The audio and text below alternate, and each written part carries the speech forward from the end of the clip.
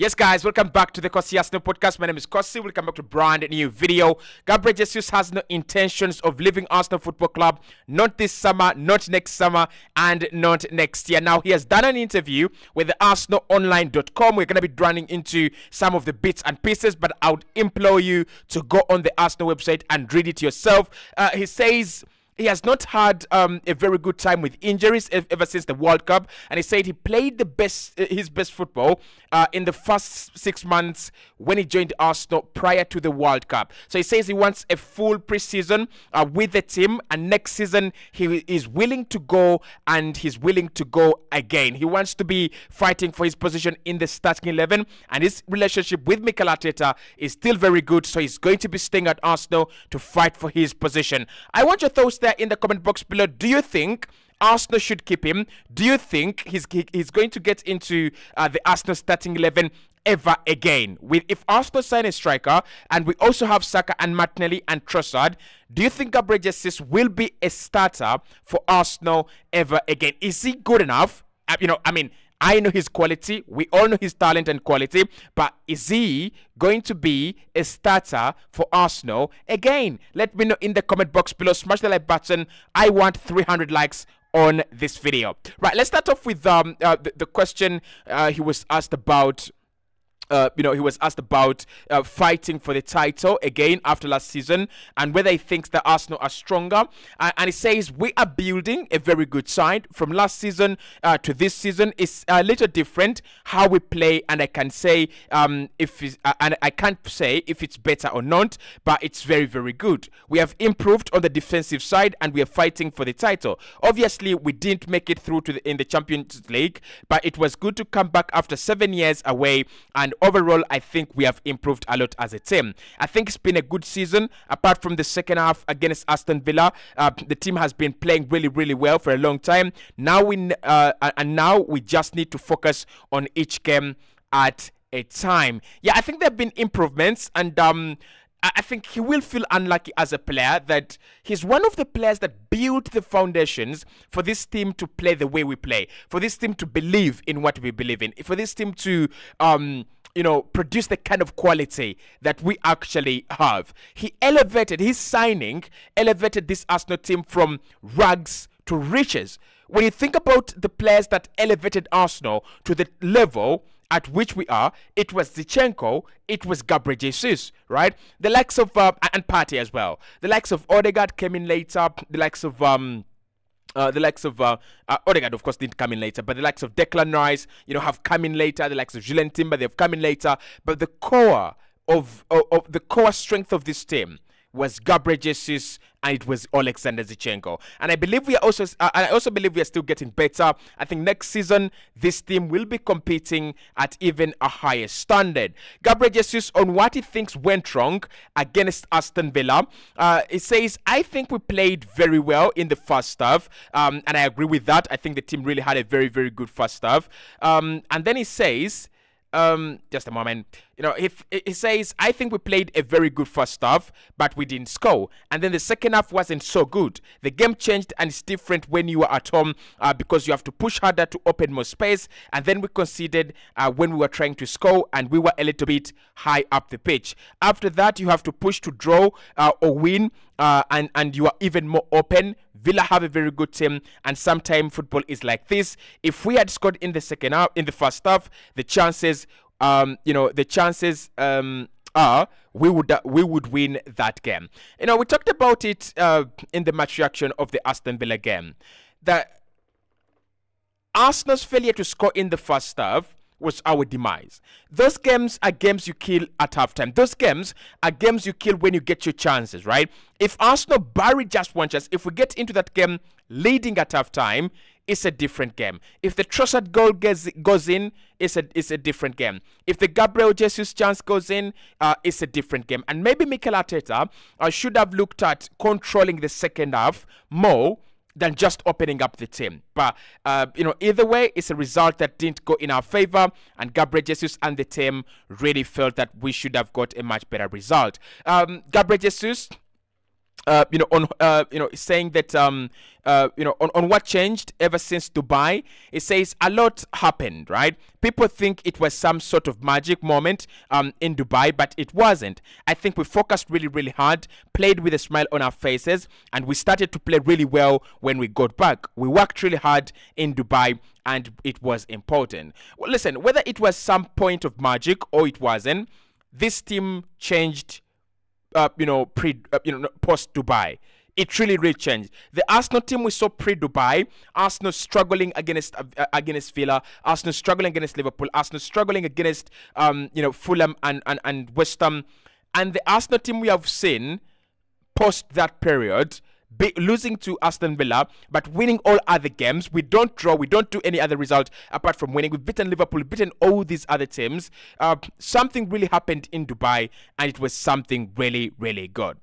Gabriel Jesus on how he has dealt with injuries this season.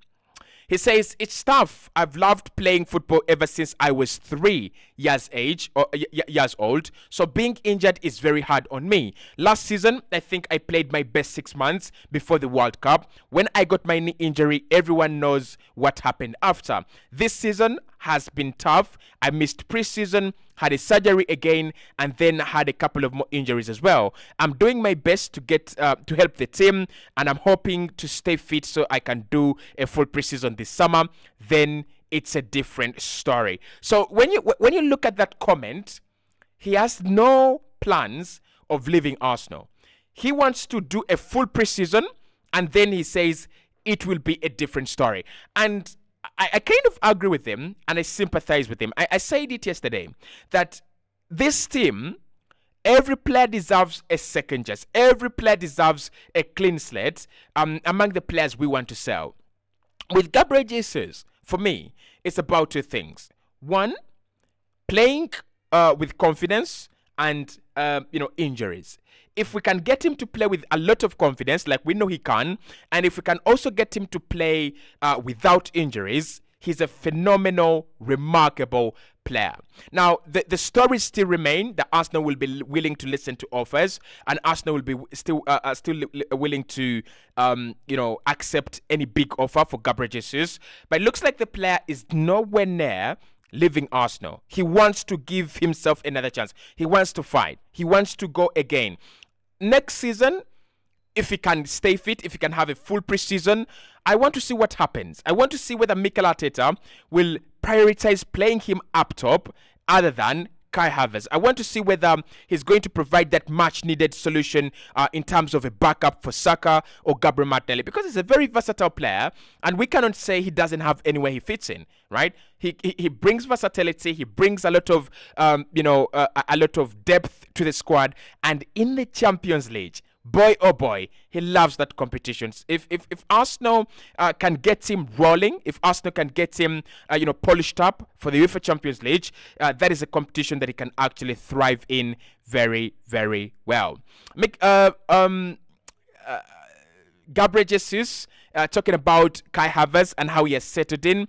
He says everyone knows how important it is to be fit and playing, and Kai has been fit and playing well and scoring goals. The coach believes in him, and that's the most important the most important for a player's confidence. It wasn't easy for him at first, but we supported him, and now he's playing with a smile on his face. I mean, he's playing with a smile on his face, and that means that your position as a striker and as a number 9 is actually in absolute problems and jeopardy. Describing the relationship with Mikel Arteta and what he has learned from him, Gabriel Jesus says, I've learned a lot because I have known him for more than 7 years now. Obviously, we had a break of 3 years when he left Manchester City to come to Arsenal before me. I was with him at Manchester City for 3 seasons, and he did a lot of work with me. Then I came here. He knows me. I know him very well. He's helped me a lot in the past, and he's helping me a lot now as well. And this is going to be a key reason for him to stay at Arsenal. The relationship with Mikel Arteta. I don't think players stay at clubs where they're not appreciated. I don't think players stay in places where they feel unhappy. Unless it's a lot of money, you're South American and you're African. But, oh, he's South American. and it's a lot of money as well. But I don't think Gabriel Jesus is staying at Arsenal because of the money. I think he can go to Saudi Arabia, they can give him that money. He can go anywhere else. He can even go to Chelsea, and they will still give him that huge amount of money.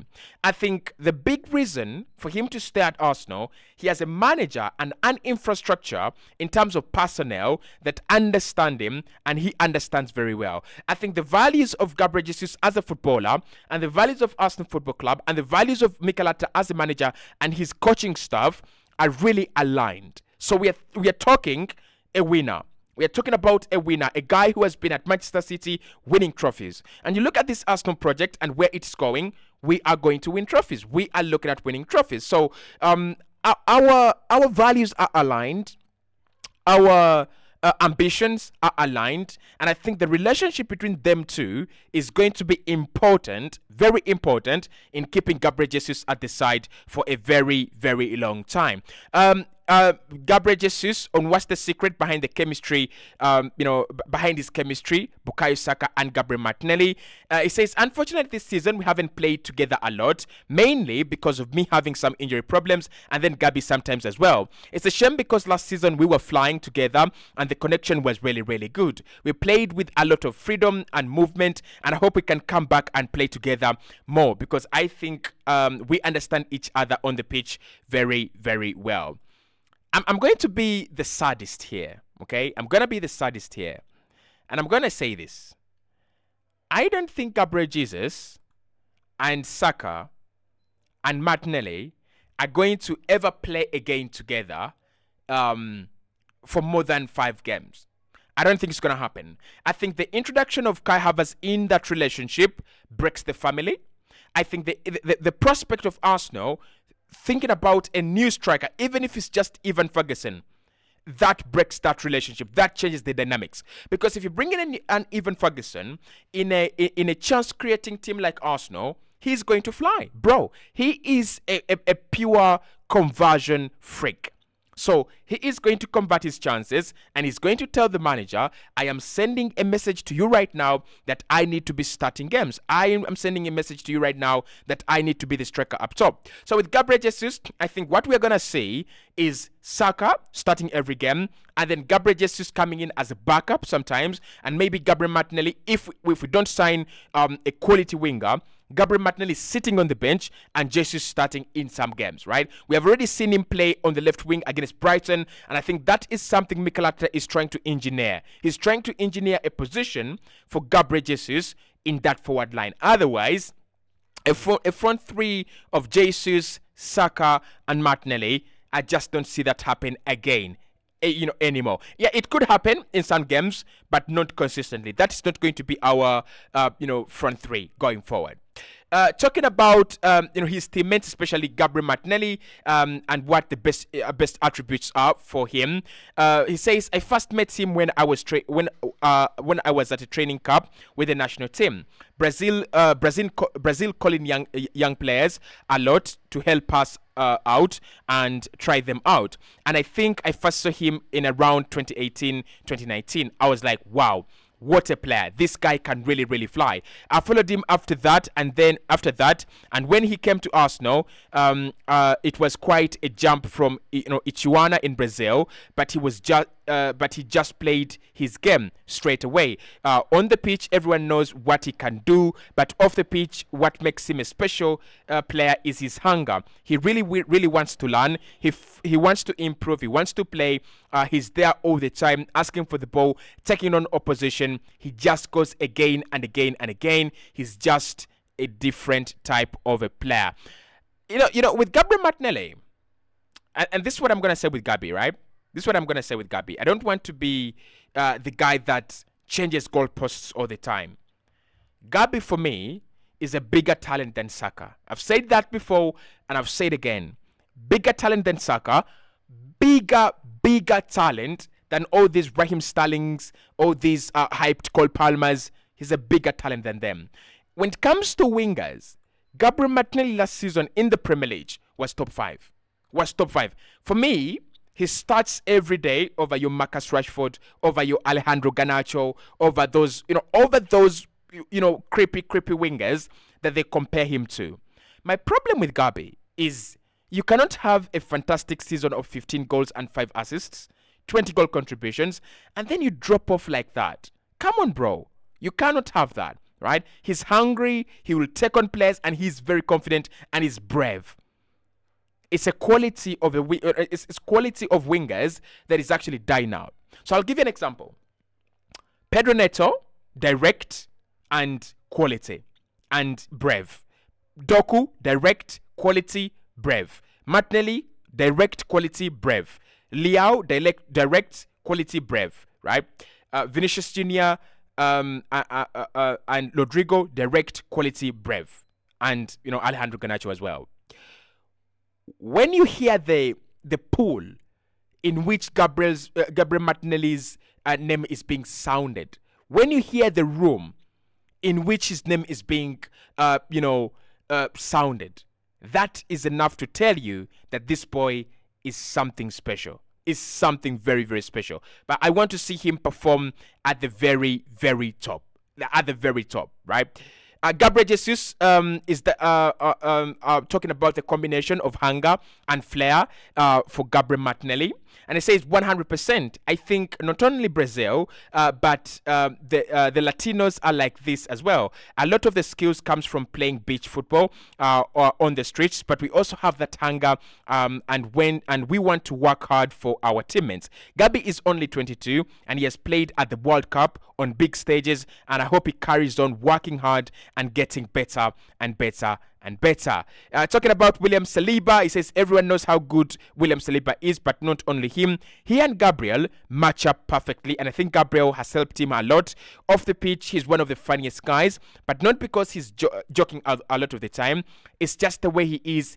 He is actually very, very special. On how Saliba compares to the best defenders, he has faced, he says it's very hard to play against him. I've never played against him in a match, only in training. But even then, it's hard because he's so sharp and hard to beat. We are all working hard to improve, and if he carries on doing that, he can be one of the best in the world for sure. That is Gabriel Jesus on his statements, on his future intentions to leave Arsenal. You can see that with some of the quotes there, he doesn't have any intentions of leaving Arsenal. He doesn't have any intentions of playing for another club in the near future. It is Arsenal, so I think he's going to stay, and I think he's going to turn his career around at Arsenal.